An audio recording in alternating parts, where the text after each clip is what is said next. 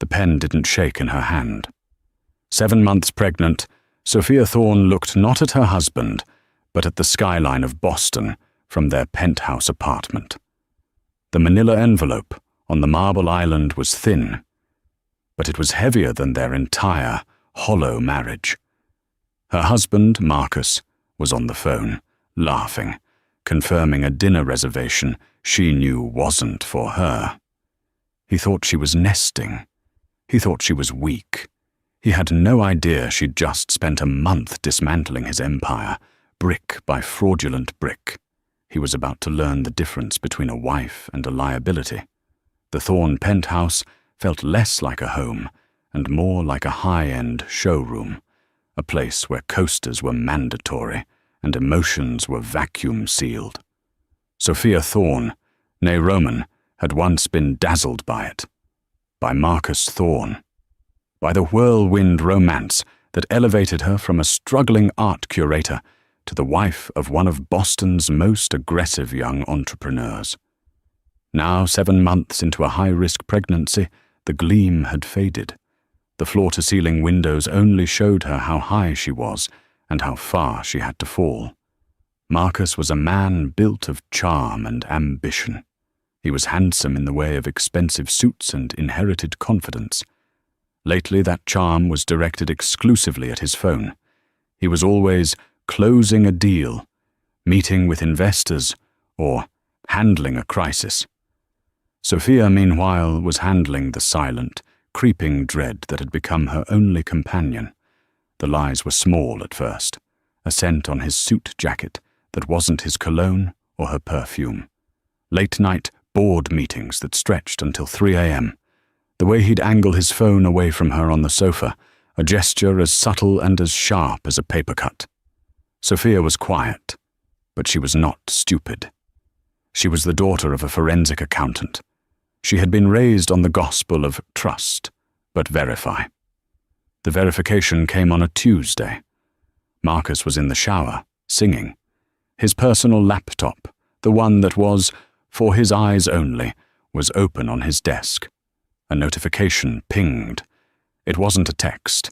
It was a calendar reminder from a shared account he'd clearly forgotten he had. Chloe, final walkthrough. Location, 114 Beacon St, Apt 6B. Notes, surprise for C. Make sure the champagne is on ice. Call the jeweler, ref 884B, to confirm delivery. Sophia's blood ran cold. 114. Beacon St, that wasn't an office building. It was a new, obscenely expensive condominium complex. She navigated to his email. He hadn't just bought a condo. He had leased it, fully furnished, for 2 years. A quick search for the jeweler's reference number brought up a file on his hard drive. The receipt for a 5-carat canary diamond ring. A ring she had never seen. But the final, devastating blow was in his travel folder. He had booked 2 first-class tickets to St. Bart's, departing in 3 weeks, the time she would be entering her 8th month, forbidden from flying. The passenger names were Marcus Thorne and Chloe Bennett. She didn't cry. The shock was too sharp, too cold. She placed a hand on her swollen belly, where her baby kicked, oblivious. This wasn't just infidelity. This was a parallel life. He wasn't just cheating. He was investing. He was taking the money that should have been securing their child's future and spending it on a mistress. She heard the shower turn off. Sophia closed the laptop, her movements precise. She walked back to the kitchen, her heart a cold, heavy stone in her chest. When Marcus walked out, wrapped in a plush robe, he smiled. "Morning, Soph. Big day. This new fund is about to launch." "That's nice, dear," Sophia said, sipping her decaf tea. He paused, sensing the chill. "You okay? You look pale." "Just pregnancy," she said, giving him a thin smile. "I think I'll go visit my mother today." "Good idea," he said, already checking his phone. "I'll be late. Don't wait up." "I won't," she promised. She didn't go to her mother's. She went to a nondescript office building downtown. The name on the door was discreet. Harding and Associates. Private counsel. She was meeting with Alistair Harding, the most feared and most expensive divorce attorney in Boston. But Mr. Harding was not her lawyer. He was her father-in-law's. Arthur Thorne Sr. was old money. He didn't just own a company, he was the company. Marcus, for all his bluster, was just the face of Thorne Capital. Arthur was the foundation, the steel beams, the vault. He was a stern, imposing man who despised two things: weakness and scandal. Marcus was proving to be a spectacular source of both. Sophia sat in a leather chair opposite Arthur's massive mahogany desk. Alistair Harding, the lawyer, stood by the window. "He's careless," Arthur said, his voice a low rumble. He wasn't asking, he was stating. "He's building a new life, Arthur," Sophia said, her voice quiet but firm. She pushed a thin folder across the desk, not with emails, not with texts, but with bank statements. "He's been pulling from the Legacy Discretionary Fund, the one you set up for your grandchildren." Arthur's eyes, a pale, icy blue, narrowed. He opened the folder. He saw the wire transfer for the condo lease. He saw the $150,000 charge from the jeweler. He saw the St. Bart's tickets. "Chloe Bennett," Arthur spat. "That consultant from the art gallery he's been investing in. He thinks I'm a fool." "He thinks we are," Sophia corrected gently. Alistair Harding finally spoke. "Mrs. Thorne, Sophia, your husband has significant personal assets. In a standard divorce, given the infidelity, you would be entitled to a very generous settlement. Alimony, child support." "I don't want a settlement," Sophia said. Arthur looked up, a flicker of new respect in his eyes. "What do you want, girl?" "I want what he was spending. I want my child's future, the one he was giving away." She leaned forward. "Marcus is your CEO, but you hold the controlling shares. He runs the company, but the company's assets, they're not his, are they?" A slow, cold smile spread across Arthur Thorne's face. "No, they are not." Harding stepped forward, opening his own briefcase. "The structure of Thorne Capital is unique. It was established by Arthur Sr. as an ironclad family trust. Marcus has the title of CEO and a significant salary. He has voting rights on the board. But he does not, personally, own the core assets. The properties, the majority stock, the investment portfolios, they are all held by the trust." "And the trust's primary beneficiary?" Sophia asked, already knowing the answer. "The Thorne bloodline," Arthur said. "Specifically the next generation, your child." "There is," Harding added, "a clause. We call it the morality clause. Arthur Sr. had it inserted in the event his son turned out to be, well, a fool," Arthur finished. "The clause states that if the CEO, Marcus, engages in behavior deemed a gross moral failing or actions that bring disrepute upon the Thorne name and jeopardize the legacy, the board can vote to transfer stewardship of the trust." "And who is the board?" Sophia asked. "Myself," said Arthur, "Alistair, and my sister, who is in a convent in Italy and votes exactly as I tell her to." Sophia sat back. "So he has nothing. He has a title, a salary, and a company car, the penthouse we live in. Owned by the trust," Harding confirmed. "The Hamptons house, the jet. Trust, trust, trust." The air in the room was still.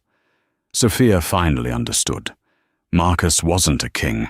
He was a prince, living on an allowance, and he'd just been caught stealing from the treasury. "What do you propose, Sophia?" Arthur asked. "I don't want to destroy the company. That hurts my child. I want to protect it." She looked at Harding. "I want you to draft divorce papers, a simple clean split, no alimony, no claim on his personal assets." "That's madness," Harding said. He'll sign it in a heartbeat. You'll be left with nothing." "He'll think I'm left with nothing," Sophia corrected. "He'll sign it because he's arrogant, and he wants to get rid of me so he can move in with her. He'll sign it because he thinks he has all the power." And while he's signing, Arthur picked up, the plan forming. "The board will be having an emergency meeting. We will enact the morality clause." "Enact it? And do what?" Sophia asked. "The clause allows the board to reassign stewardship of the trust to a more suitable guardian of the legacy," Arthur said, looking directly at her. Sophia's breath hitched. "You mean me?" "You are the mother of the sole beneficiary," Harding said, a note of admiration in his voice. "You have shown prudence. You came to the head of the family, not to the tabloids. You are legally the perfect choice." "So," Sophia said, standing up, the plan solidifying in her mind. "First, I file for divorce. He thinks he's won. He thinks he's free." "And then," Arthur said, standing with her, "we take everything else." The next 4 weeks were a masterclass in deception. Sophia played the role of the oblivious, nesting, pregnant wife to perfection. She discussed paint colors for the nursery. She went to her obstetrician appointments, letting Marcus drive her, where he'd sit in the waiting room, impatiently texting. "Everything looks perfect, Mrs. Thorne," Dr. Reeves would say. "Just try to keep your stress levels down." "I'm doing my best, Doctor," Sophia would reply, with a smile that never reached her eyes. Meanwhile, in the quiet afternoons when Marcus was at the office, a phrase she now knew meant at 1:18 Beacon Sit. Sophia was in near-constant meetings with Alistair Harding. They were not drafting a divorce, they were executing a corporate takeover. "The first step is to create the new entity," Harding explained, his pen flying across a legal pad. "We can't just hand Thorne Capital to you. It would be a legal nightmare. Instead, we are forming the Thorne Legacy Trust." "And this new trust?" Sophia asked. "Is a holding company. On the day of the transfer, the board will vote to move 100% of the core assets from the old trust into this new one. The properties, the stock, the art collection, everything. The old trust, the one Marcus thinks he controls, will be left as an empty shell. It will contain exactly one asset, his employment contract as CEO. So he'll be the CEO of nothing? Precisely. A king with no kingdom, Harding confirmed. The Thorne Legacy Trust, however, will be entirely under your control as sole trustee for the benefit of your child, Nathaniel Thorne." Sophia startled. I haven't chosen a name." "Arthur mentioned he was fond of it," Harding said, not looking up. Sophia was learning that her father-in-law did not suggest. He ordained. She found she didn't mind. The most difficult part was the waiting. Every day, she had to smile at Marcus. She had to endure his casual, distracted kisses, knowing his lips had been on another woman just moments before. She had to listen to him complain about the stress of his work, knowing he was spending thousands on jewelry she would never wear. The mistress, Chloe Bennett, was growing bolder. Sophia started getting hang-up calls. Once, a box of maternity clothes she hadn't ordered arrived at the penthouse, all in sizes far too small. A petty, cruel little message. Sophia simply donated them. She was moving chess pieces. Chloe was knocking over the checkers. The Friday before the St. Bart's trip, everything was in place. The board meeting was scheduled for the following Monday at 10 a.m. Harding had drafted the divorce papers. They were almost offensively simple. Irreconcilable differences. Both parties waive any claim to alimony or assets beyond their own personal bank accounts. "He will be suspicious," Sophia worried. "He'll know I wouldn't just walk away with nothing." "He will," Harding assured her, "because you are going to tell him you're having an affair." Sophia recoiled. What? He has to believe you want to be free, that you have your own secret. He'll be so overjoyed at his own luck that you're not claiming infidelity. He'll sign anything to get you out the door before your lover can advise you to take him to the cleaners. That's brilliant, Sophia breathed. It's also technically true, Harding said. You are leaving him for another. Your child. That Friday evening, Marcus came home, energized, triumphant. The fund is launched. We're celebrating tonight, Soph. I'll take you to L'Espalier. Sophia, who had been packing a small suitcase in their bedroom, just looked at him. I can't, Marcus. What? Don't be boring. It's a big night. She zipped the bag. It was the same bag she'd arrived with 3 years ago. I'm leaving you, Marcus. His face went from annoyance to confusion. What? Is this about the late nights? Soph, the business is... It's not about the business. She walked past him into the grand living room. She placed the manila envelope on the marble island. I'm pregnant and I'm tired and I've met someone. The silence was deafening. Marcus's brain visibly short-circuited. He was trying to process her betraying him. You... What? He stammered. I've met someone, she repeated, her voice flat. He wants me. He wants this baby. I'm going to him. Marcus's confusion warped into a dark, relieved anger. You dare? While you're pregnant with my child? I don't want anything from you, Sophia said, sliding the envelope toward him. Just my freedom. I've signed them. You signed them. And I'm gone tonight. No lawyers, no fighting. You can have your life. I'll have mine. He snatched the envelope, tearing it open. He read the terms. His eyes widened. No alimony, no claim on the house, no assets. He was getting off scot-free. He was being handed the perfect escape. You're just leaving? He said, trying to sound outraged, but the relief was pouring off him. I am. He stared at her, then at the papers. He was thinking of Chloe, of St. Bart's, of the Canary Diamond. He was free. Fine, he spat, grabbing a pen. Good riddance. Don't you ever come to me for a dime, you understand? This child is... I'll have my lawyers contact you about that. Whatever you say, Marcus. He signed his name with a flourish. Get out of my house. It's your house, Sophia said, picking up her signed copy and her suitcase. She walked to the private elevator, her back straight. The doors chimed shut, leaving Marcus Thorne alone in his penthouse, a grin of pure, unadulterated victory spreading across his face. He'd won. He had everything. Marcus couldn't believe his luck. He was free.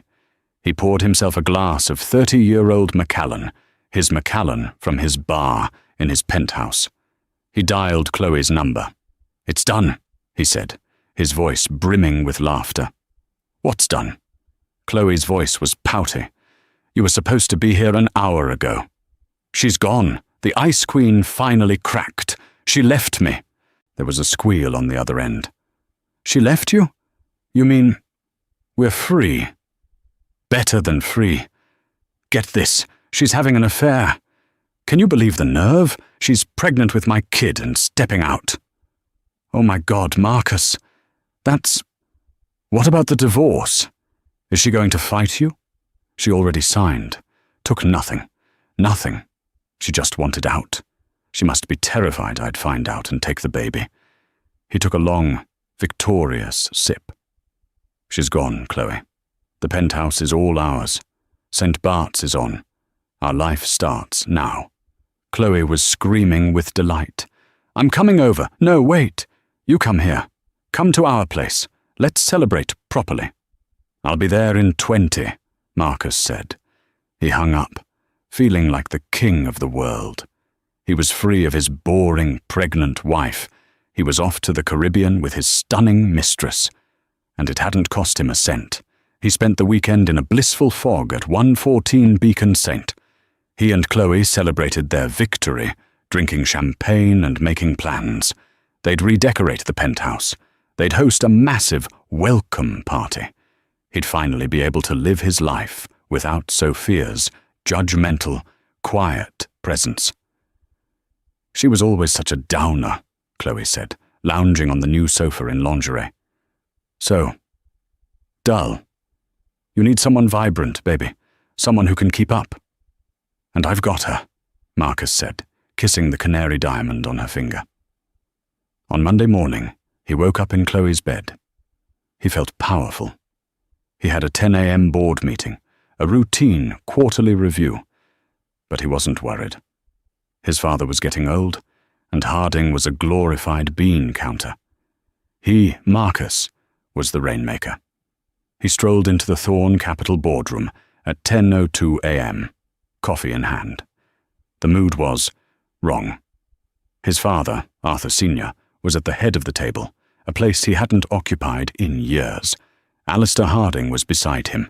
The third board member, his aunt's proxy, was on a secure video line. "You're late," was all Arthur said. "Sorry, Father. Traffic," Marcus said, taking his seat. "All right, let's get to the quarterly projections. We're looking at a 15% upside in the new fund." "We are not here to discuss the fund," Arthur interrupted, his voice like granite. "We are here to enact Article 7, Section 4 of the Thorn Family Trust Agreement. The morality clause." Marcus's blood turned to ice water. "What? What are you talking about?" "We are talking about 114 Beacon Cent, apartment 6B, Harding said, reading from a document. "We are talking about the lease taken out in your name, paid for by the Legacy Discretionary Fund. We are talking about the unauthorized expenditure of $150,000 for a personal gift. We are talking about infidelity, gross misconduct, and bringing disrepute upon the Thorn name." Marcus gaped. You've been spying on me? This is Sophia. She's a vindictive. She told you." "Mrs. Thorn provided documentation. Yes," Arthur said. "She came to me, as the head of this family, to protect her child's inheritance. An inheritance you were spending on your mistress." I'll pay it back," Marcus stammered. "It was a mistake, a momentary lapse. It was a betrayal," Arthur said. "The board has before it a motion to enact the clause and transfer 100% of the assets from the Thorn Family Trust to the newly formed Thorn Legacy Trust, effective immediately. All in favour?" "Aye," said Arthur. "Aye," said Harding. "Aye," came the tinny voice from the speaker.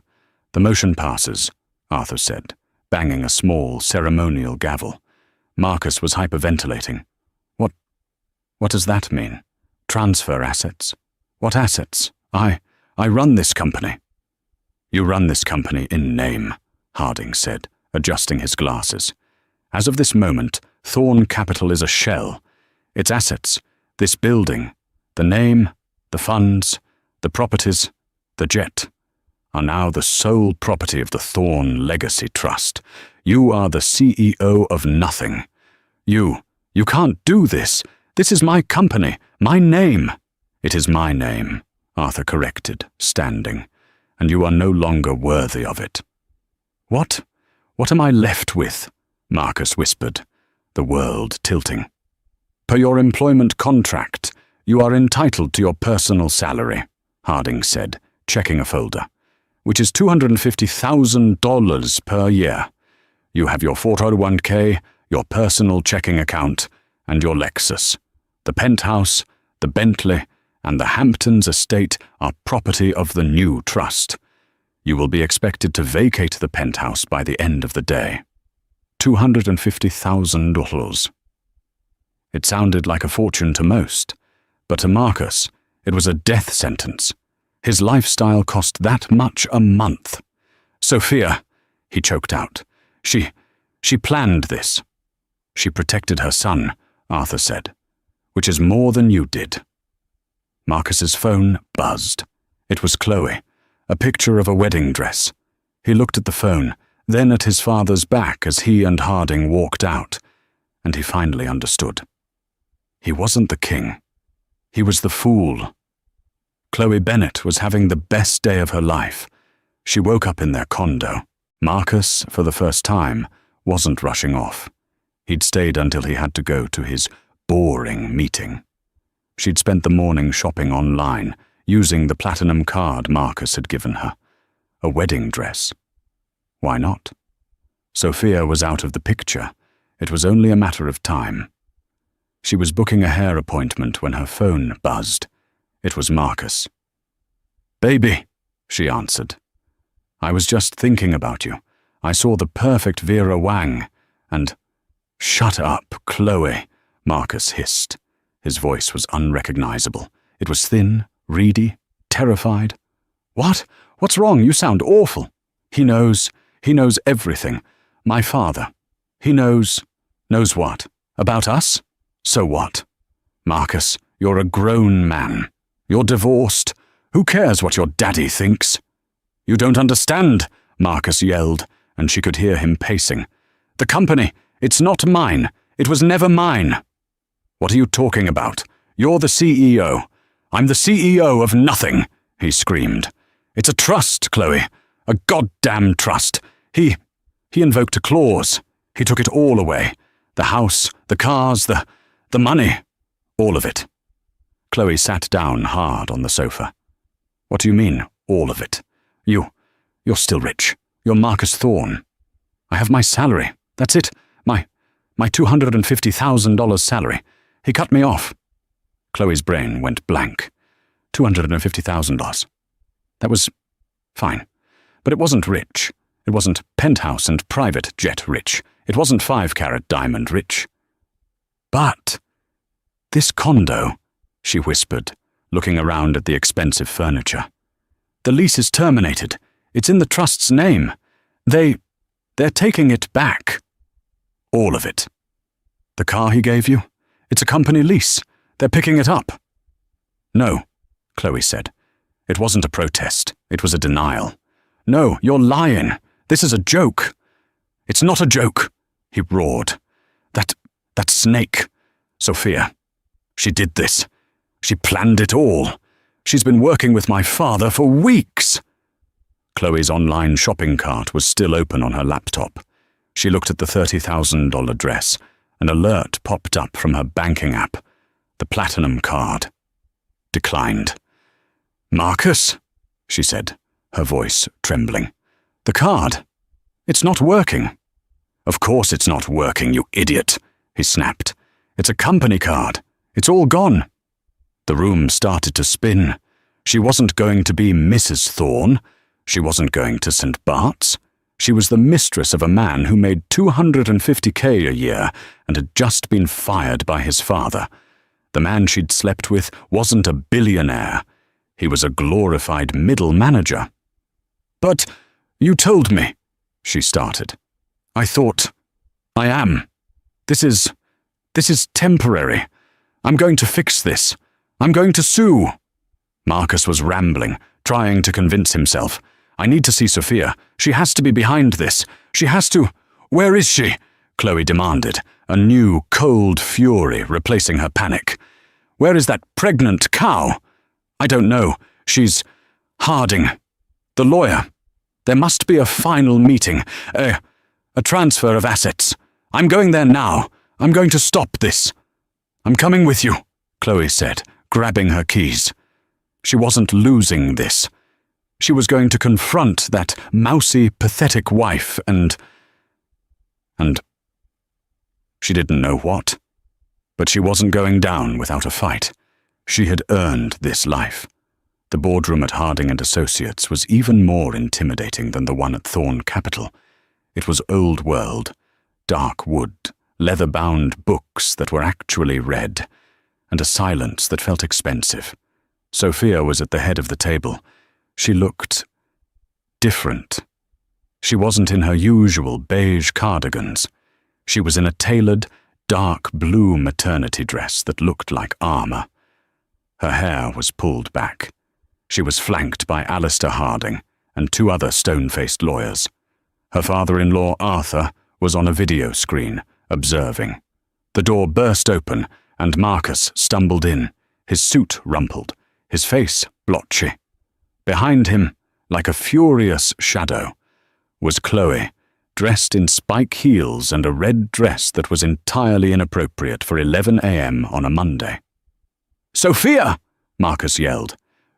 You thief! You can't do this!" Sophia didn't flinch. She just looked at him, her expression one of mild disappointment. "Marcus, you're late. Again. Please, sit.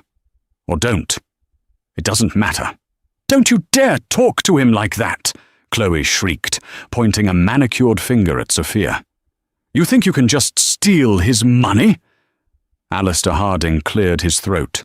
"Ms. Bennet, you are not party to this meeting. You have no legal standing. I must ask you to leave."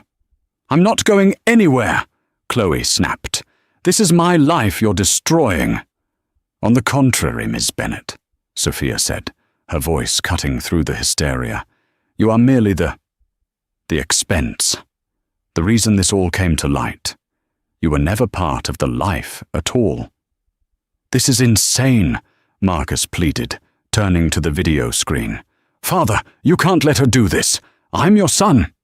"You were my son," Arthur's voice boomed from the speaker, making Chloe jump. "You are now just a man who betrayed his wife, his child, and his legacy. The transfer is complete. This is just a signing formality."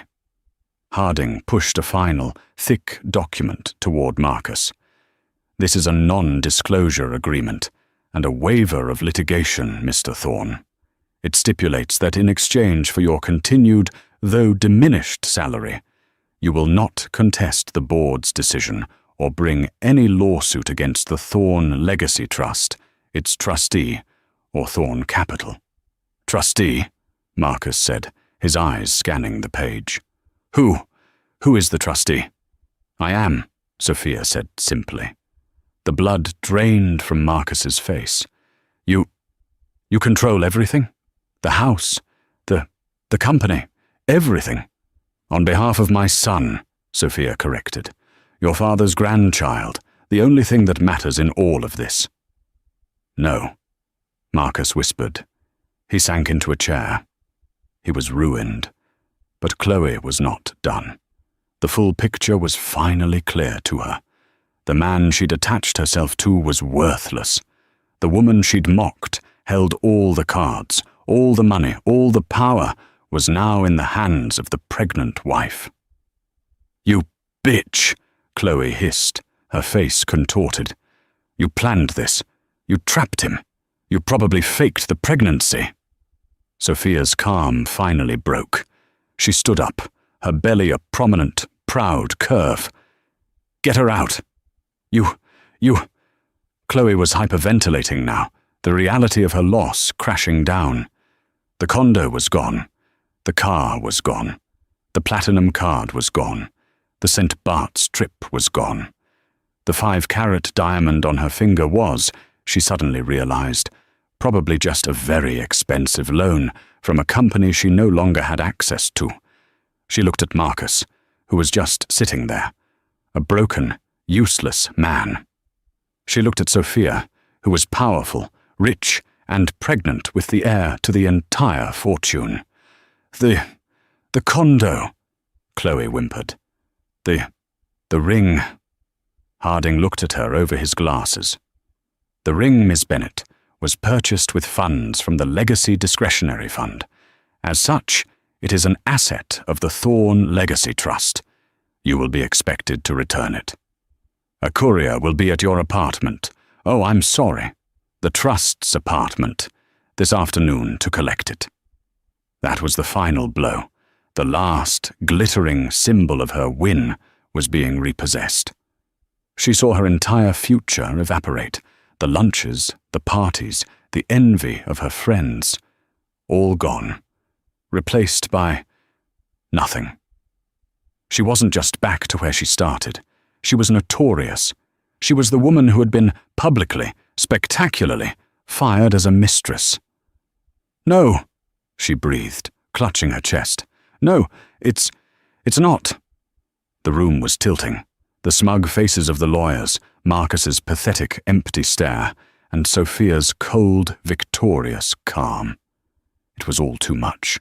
Chloe Bennet's eyes rolled back in her head, and she collapsed, a heap of red silk and broken dreams, onto the expensive Persian rug. There was a beat of silence. Marcus didn't even look at her. He just picked up the pen, his hand shaking, and signed the paper. Sophia looked down at the unconscious woman, then at her husband.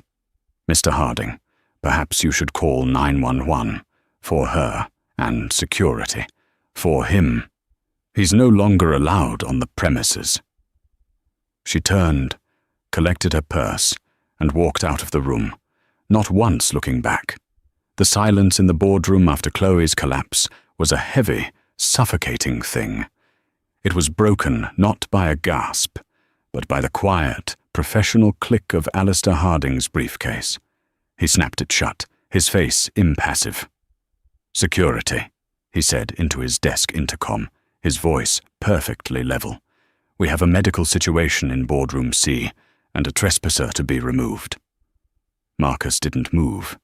He sat hunched over the table, the signed NDA, a meaningless scribble under his limp hand. He was staring at the dark wood grain, as if trying to find a pattern in the ruins of his life. He didn't even look at the woman he'd supposedly loved, who was now a heap of limp silk and panic on the floor. Sophia, however, watched the entire pathetic tableau. She watched as 2 uniformed security guards entered, followed by a pair of EMTs. The guards flanked Marcus, who didn't seem to notice. The EMTs, meanwhile, began to work on Chloe. "What's your name, ma'am?" one asked, lightly tapping her cheek. Chloe's eyes fluttered open. The first thing she saw was not Marcus, but the looming, indifferent faces of the paramedics. The second thing she saw was Sophia, standing by the door, purse in hand, watching. The humiliation was so profound, it was almost a physical blow. I, she stammered, trying to sit up. "Just relax, ma'am. You fainted. Blood pressure's all over the place," the EMT said. "We're going to take you in. Just a precaution." As they helped her onto a gurney, her eyes locked with Sophia's. In that moment, Chloe's face, stripped of its arrogance and makeup-caked confidence, looked small, petty, and terrified. She had bet everything on a man, and the man had turned out to be a hollow shell. Sophia, she realized, had bet on herself. "Mr. Thorne," one of the guards said, placing a hand on Marcus's shoulder. Marcus flinched, finally looking up. "What? Get your hands off me." "Sir, this is private property. As you are no longer an employee of Thorne Capital or its subsidiaries, and you are not a party to the Thorne Legacy Trust, you are being asked to leave." This is my building," he whispered. "The building is an asset of the trust, sir. Please, we can do this quietly." Marcus looked at Harding. He looked at the video screen where his father's face had been, now just a blank, black void. He looked at Sophia. She simply held his gaze, her expression not one of hatred or even pity. It was one of finality, like closing a book. He stood up, his legs shaking. The guards gently guided him out, not through the grand main entrance, but through a side door, the one that led to the service elevator. He was, quite literally, being taken out with the trash. Sophia turned to Alistair Harding.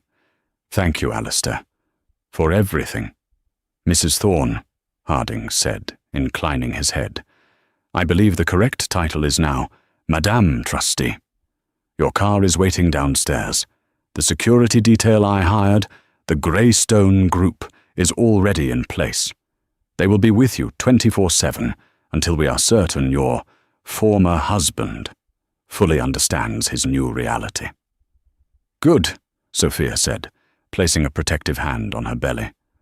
"First, please have the locks on the penthouse changed. All of them. Private elevator, service doors, everything. I want a new code, a new key, a new system by the time I get home." "It's already being done," Harding replied. "Second," Sophia continued, "have Marcus's personal belongings packed. His clothes, his toys, everything. Send them to wherever he's going."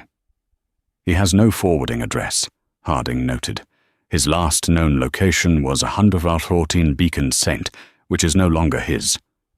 "Then find a respectable, short-term corporate apartment.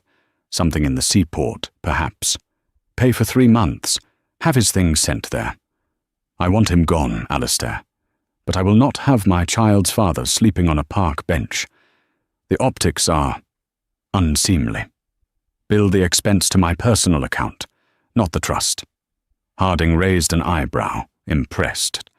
It was a move of pure, cold strategy, not kindness, brand management.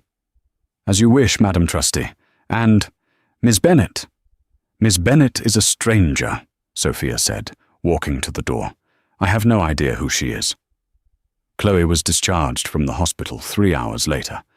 Panic attack and dehydration was the official diagnosis. They gave her a small paper cup of water and a bill she couldn't pay. She used her phone to call a ride share, the cost of which made her wince. She had to get back to 114 Beacon. She had to get her things, her clothes, her jewellery, the ring. She arrived at the glittering glass entrance, but her key fob, the one she used to flash so proudly, blinked red. Access denied.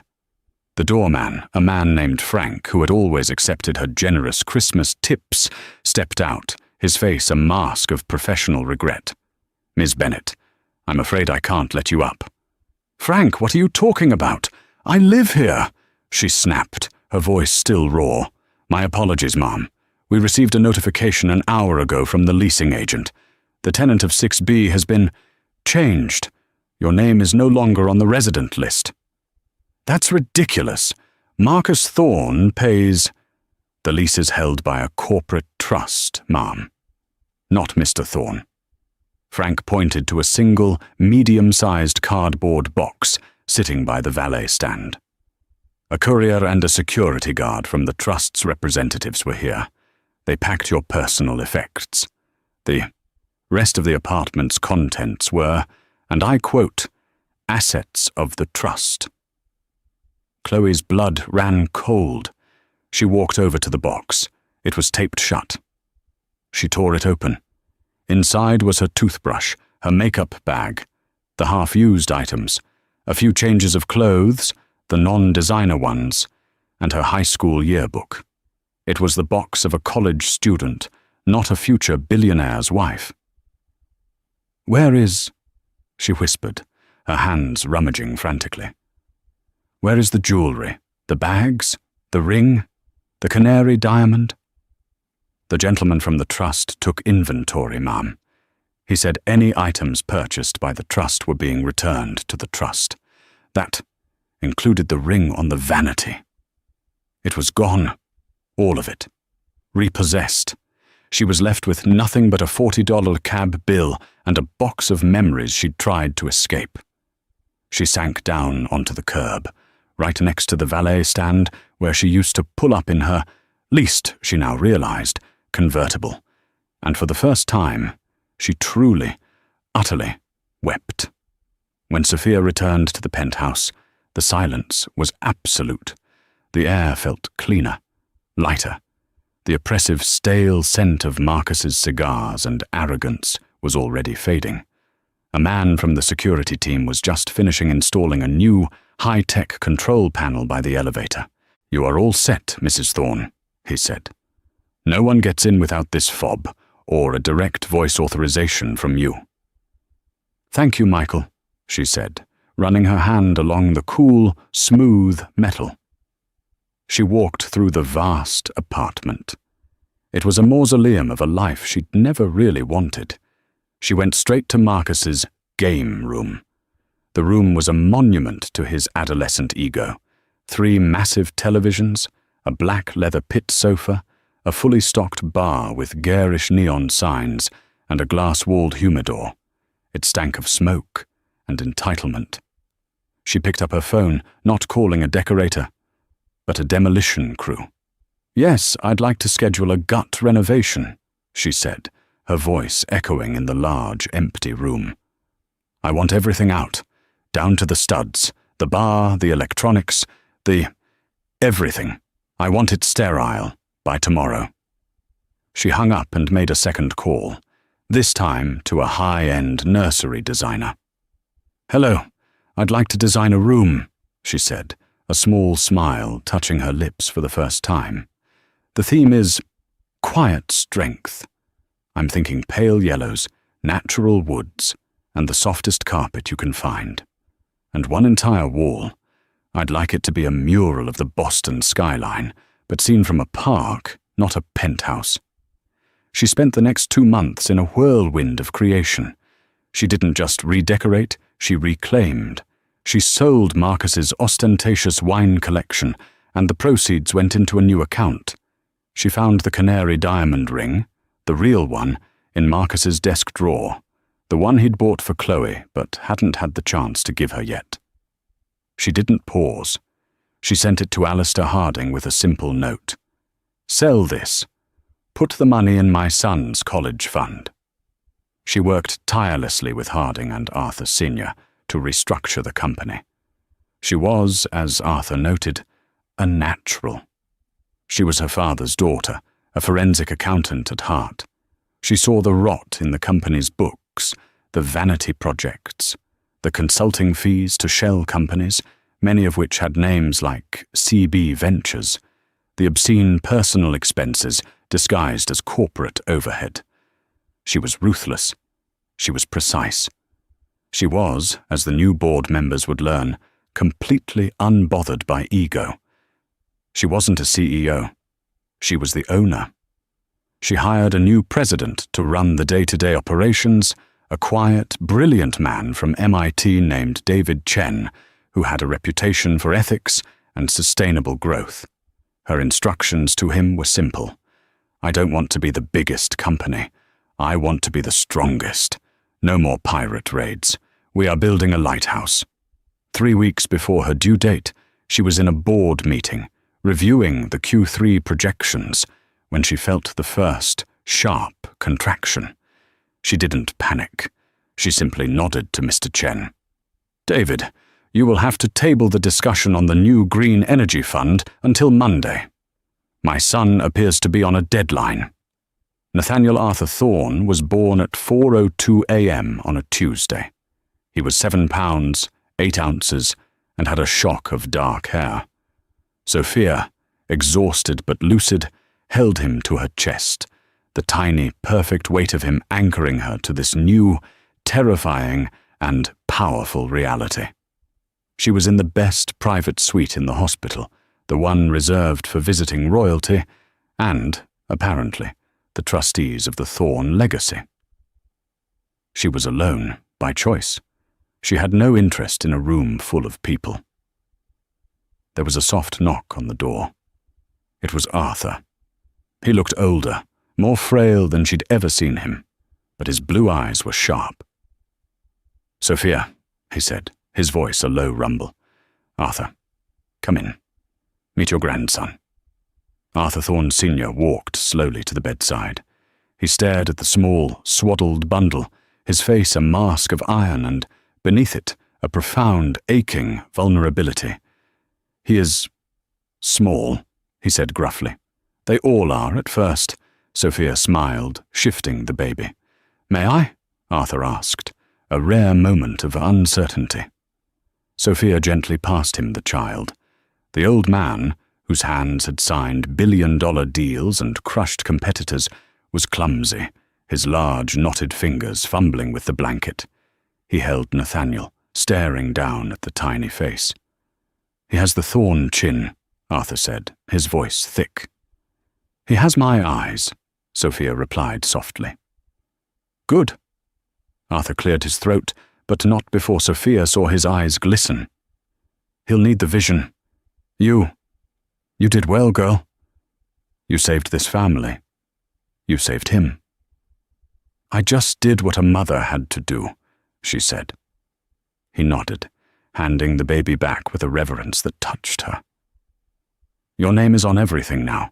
The primary accounts, the vaults. You are the sole signatory for the trust. I am retired. Fully. Arthur, you don't have to. I want to, he said. I'm tired of running an empire, Sophia. I just want to watch one grow. He reached into his coat pocket and pulled out a small, old-fashioned velvet box. It wasn't jewelry. What is this? She asked. My wife's, Elizabeth's. It's a key to our personal safe deposit box at the bank on State Street. It contains her bonds, her personal jewelry, and the original handwritten charter for this company. They are not part of the trust. They are family. They are now yours. And his. Sophia took the key, the cold metal warming in her hand. This was it. The final total transfer, not just of wealth, but of history, of legacy. Life for Marcus and Chloe settled into a new, bleak normal. Marcus, living in the sterile corporate apartment Sophia had provided, found his $250,000 salary vanished almost instantly. After taxes, court-ordered child support, which Sophia had Harding file for, and which was funneled directly into Nathaniel's education trust, untouched, and his own pathetic attempts to maintain a fraction of his old life, he was broke by the third week of every month. He tried to raise capital. He tried to start a new fund. But the word was out. He wasn't the rainmaker. He was the son who had been disinherited. He was a fool. The doors that had once flown open were now politely but firmly shut. He was at a mid-range chain restaurant in the suburbs one night, trying to get a free meal by talking business with a former low-level analyst, when he saw her. Chloe. She was not in a red silk dress. She was in a standard-issue black polo and apron. She was the hostess. Her hair was pulled back in a severe ponytail, and her face, without the expensive creams and treatments, looked tired. Their eyes met across the laminated menus. There was no spark, no lingering affection, just a flat, dull thud of mutual recognition. This was it. This was the bottom. He was the man who had lost an empire. She was the woman who had cost him. It was, in a twisted way, a reunion. They were the only two people on earth who understood the specific, humiliating nature of their fall. 6 months later, they were living together. Not in a penthouse, but in a third-floor walk-up in Somerville. Their love, built on money and glamour, had been replaced by something else. A symbiotic, bitter resentment. They were trapped, bound not by passion, but by their shared failure. The Stop and Shop sighting, which became a small, delicious piece of Boston gossip, was not a one-time event. It was their life. A lawyer from Harding's firm saw them one Tuesday night under the harsh fluorescent lights, arguing in the pasta aisle. "Just get the store brand, Marcus." Chloe's voice was a shrill whisper. "It's 50 cents cheaper." "I am not eating that garbage," he hissed back, his face blotchy. He looked a decade older, his expensive suit replaced by stained khakis. "Why don't you contribute? That joke of a job you have." "My joke of a job paid the electric bill, you useless." They were a portrait of misery. They had each other. And it was, for both of them, a fate far worse than poverty. 2 years later, the Thorne penthouse was unrecognizable. The cold marble and glass had been warmed by thick rugs, soft lighting, and shelves filled with children's books and framed photographs. There were pictures of Nathaniel, of Sophia, and even a few of a smiling Arthur holding his grandson. Tonight, the apartment was full, but not with the loud, shallow crowd Marcus had entertained. It was a gala, the first annual fundraiser for the Nathaniel Thorne Foundation for Children. The rooms were filled with Boston's real power, surgeons from Mass General, the directors of the Museum of Fine Arts, university presidents, and the quiet, old-money families who had once looked down on the Thorne name as crass and new. Sophia stood by the fireplace, poised and radiant in a simple, elegant, dark green dress. She was not a wife. She was not a mistress. She was Sophia Thorne. She tapped a glass for attention. "Good evening," she said, her voice clear and carrying. "Thank you all for coming." The Thorne name. For a long time, it was associated with aggressive acquisition, with winning. Tonight, I hope we can begin to associate it with something new, with responsibility, with community, with a legacy. Not a legacy of steel and glass, but of health, of art, and of a better, safer future for all of our children. The room erupted in genuine warm applause. In a quiet corner, Arthur Sr., now in a wheelchair, held a sleeping Nathaniel on his lap, the two of them looking out the window at the city lights. He watched Sophia, a look of profound, complete peace on his face. The legacy was secure. Later that night, after the last guest had left and the caterers had cleared, Sophia took her son from his grandfather. Arthur had fallen asleep, a content smile on his lips. Sophia walked over to the great floor-to-ceiling windows, holding her sleeping son. She looked out at the same Boston skyline that had once felt like a prison. The city glittered below, a sea of diamonds, none of them canary. She thought of the thin manila envelope she had carried that day. She thought of the pen that hadn't shaken. She had quietly brought divorce papers, and in doing so had inherited an empire, not as a wife, not as a victim, but as a mother, as a guardian. She kissed the top of Nathaniel's head. "It's a big world, my love," she whispered, her reflection and his staring back at them from the glass. "It's not a cage. It's a kingdom. And it's all yours to protect." And that's the story of how Sophia Thorne proved that a quiet signature can be louder than a lifetime of shouting. She didn't just get revenge, she secured a future. She turned her pain into power and reminded everyone that the most dangerous person in the room is often the one everyone underestimates. Marcus and Chloe thought they were winning a prize, but they forgot to check who owned the trophy. What did you think of Sophia's strategy? Was it cold and calculated, or was it the perfect move for a mother protecting her child? Let us know your thoughts in the comments below. We read every single one, and your stories and insights are what make this community so special. If you loved this story of justice and karma, please hit that like button, share it with someone who needs to hear it, and most importantly, subscribe to our channel for more real-life drama and incredible twists every single week. You won't want to miss what's coming next.